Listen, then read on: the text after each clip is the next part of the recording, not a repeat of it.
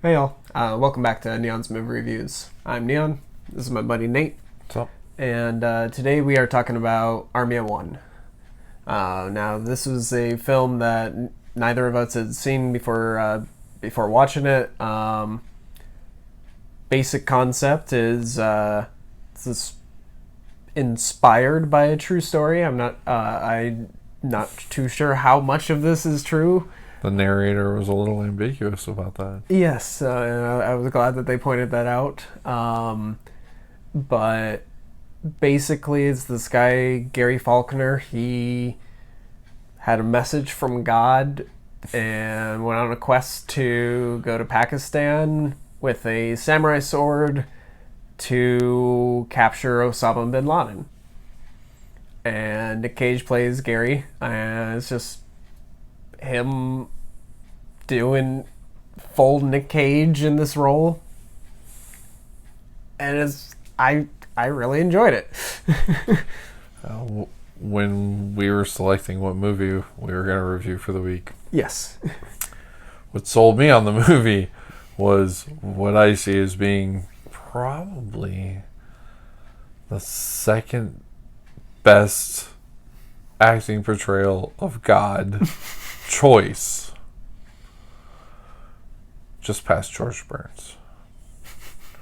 Like George Burns number one for the Oh God movies, just because I think it's George Burns. Right. And then Russell Brand, you're like, Russell Brand is God. I'm sold. I know his views on the subject matter when it comes to religion. I can't wait to see him play God. This is going to be amazing. Mm-hmm. That's what sold me. And then Alanis Morissette, boop. Top 3. Yep. No, she was great. Yeah, I thoroughly enjoyed this. Yeah, it was fun. It was, and I love right in the beginning they get it out of the way. They're like, it's based on a true story. Well, actually, it's inspired by There's elements of truth. Yes. And I was just like, well done, guys. And yeah, first off, his Nick Cage is doing something with his voice that you're either gonna love or you're gonna hate. It grated on my ears for about the first 2 minutes. Yes. And then I was like, okay. I was kind of numb to it after that. Mm-hmm. And I could enjoy the performance. Yeah. I enjoyed it like right off the bat. I was just like, oh God, yes. Reminded me of Peggy Sue Got Married, his voice that he did in that. Okay. Like, so I was just like, I'm so ready for this. And yeah, it opens up with him hang gliding in an American flag jumpsuit and Samurai sword. yeah, and just playing with his samurai sword. And then it drops in and he's like going to dialysis. He's sleeping on the job, answering his phone, sleeping on the job site. Right. Some kind of handyman. Yeah. And it's just like, oh, okay, all right. What the fuck? But yeah, I don't really know how to review this movie. There were some some slightly deeper moments at times when he was interacting with his girlfriend's niece. Oh yeah. Who was in a wheelchair and she hadn't spoken. Her parents had been killed in some drug deal, right? I think so. And like he immediately connects with her character and she immediately takes to him, which, according to her aunt, she doesn't do to anybody else. So, I mean, they show that this guy was completely empty and devoid of, actual human emotion. Right. On top of it. And He's a little out there. If this is how the guy is in real life, he's a little out there, but yeah. No more so than, maybe some other people. Right. Well, from what when I did a quick Google search and was reading a little bit about him, I found out that like apparently he had done a couple of stints in jail for thievery, and that was one of the reasons why he was so confident that he could do this, was that he was just going to go steal them because he's a thief. Okay. And then I think he got I think he got arrested like a year later for there was like an attempted home invasion, and he like pulled a gun and fired it, and they went running, and police came and they're just like, "Oh, you're a former felon. Sorry, you can't have the gun." Yep. Sorry, you were almost robbed or potentially killed, but yeah, please turn around. Wow. Yeah. And that was like the most recent thing I found on him, so I was just like, damn, that sucks. But the only other thing I saw on him was that he, with that same gun, he also had that gun with him on his journey, which was something that was completely left out of the movie. So they let him fly with a gun? I don't know. It was difficult enough thinking that even if you checked your sword, that would be allowed post 9/11. Like, I don't care if it's going into the cargo hold. That's a sword. That means you're still carrying it through the airport. Right. You're at least picking it up in baggage claim. That's still dangerous. Yeah. It's still dangerous to our employees to have to move that. That was hard enough for me to believe. A gun? Wow. Yeah. So I don't know the details on that, but yeah, from this just presented it just super ridiculously. Like I should say it's the guy who did Borat and Faulkner. Bruno. Huh? Faulkner.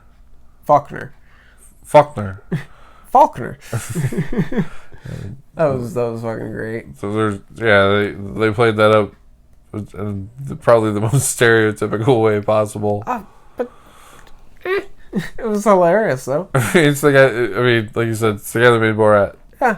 It wasn't offensive or anything. It was it was just mispronouncing. And it was just like, okay, like whatever. I just love that so he's talking about how much money he spent on hash while he was there. Like, right on. Yep. I don't think you're gonna find a known wanted person, no matter what label goes after that, terrorist, bank robber. I don't care what it is. If you're spending most of your time getting high, yeah, no, that's like. I mean, fine. You're getting to know the locals, but I don't think the locals are gonna know these people. And even if they do, they're like, "No, you don't gotta worry about this." Yeah, he's baked like most of the day. He's never gonna find you. You could walk in, probably, and he wouldn't even know you're there. Probably hallucinate you as somebody else. Well, and that was the other thing, is that he wasn't on his dialysis while he was over there. They had talked about dialysis hallucination, which I didn't know was a thing. Yeah, I guess it's. I still don't know if it's a thing. I'm not saying I looked it up, but if it is a thing, like, all right, so this guy had even less of a chance. They established a reason within the film. It made sense. I was like, oh, okay, sure. I don't know if that's true or not, but it was ridiculous, but it was fun. Yeah. I do love that, like, initially he tries to get a sailboat to go to Pakistan. Yes. And like the guy he's renting it to him, he's just like, I don't think you can sail to Pakistan, man. This boat does not look like it's an ocean boat. No. He's got muscles and stuff growing along the bottom of it. And he's like, so can I just eat those? Like, can you give me some scuba gear so I can go there? He's like, just get some goggles and a snorkel. You'll be all right. This boat is what? 15 feet at most. Yeah, size of a decent car. Yeah, maybe a bit bigger. An SUV. Yeah, Right, so it's the size of an escalator, so that's the size of the boat. And he's thinking he's going to sail that And he has from California. And he has no experience in sailing, no experience being on a boat.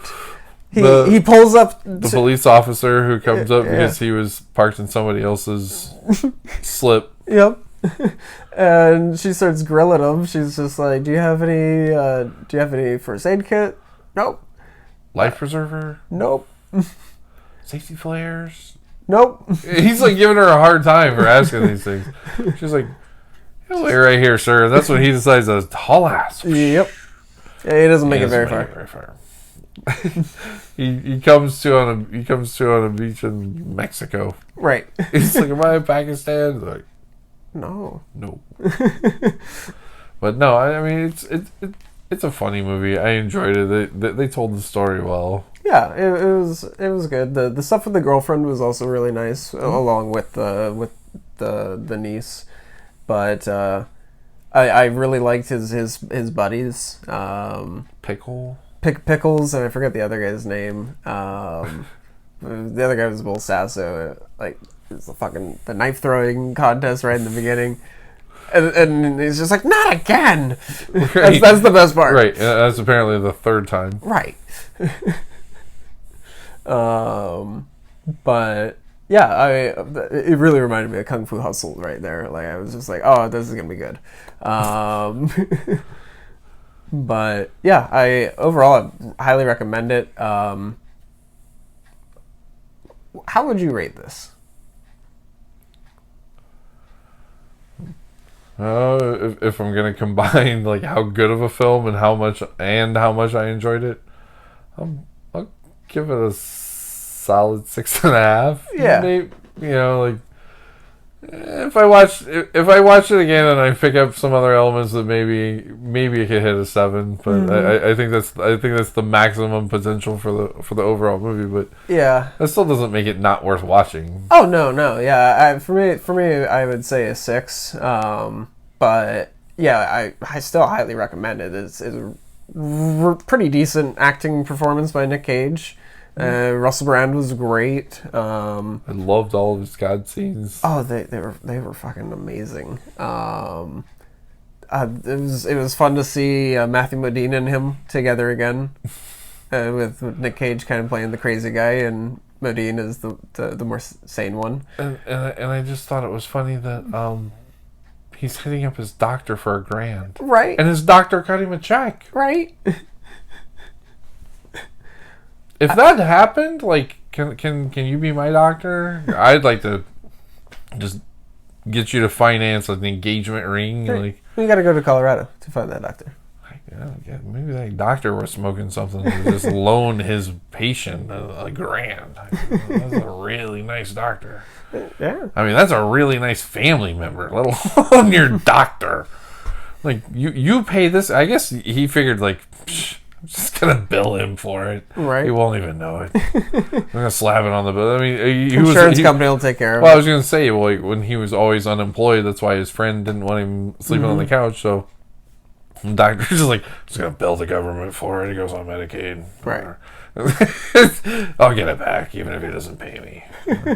But he offers a payment plan and everything too. He does tell I'll give you $250 a week, but I was gonna pay that. Yeah, but then he's gone for like a month in Pakistan. Yeah, apparently compromised the CIA operation with his question asking. Oh, that was great. Yeah. The CIA guy who is significantly taller than everyone around him, being told that he can't go undercover because of his height. Like, you're not going undercover. No. Stick out like a sore thumb. He's like, well, I don't have to be a national. I can be from. Like, no, you're not going undercover. No.